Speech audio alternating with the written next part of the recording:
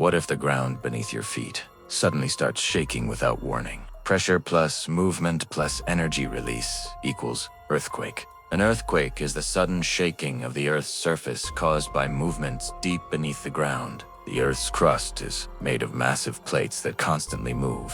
When these plates get stuck, pressure builds up, and when it finally releases it, causes an earthquake. Most earthquakes happen along fault lines, where tectonic plates collide, separate, or slide past each other. This sudden energy release creates seismic waves that travel through the Earth, causing the shaking we feel. Earthquakes can destroy buildings, trigger tsunamis, and affect millions of lives within seconds. In just seconds.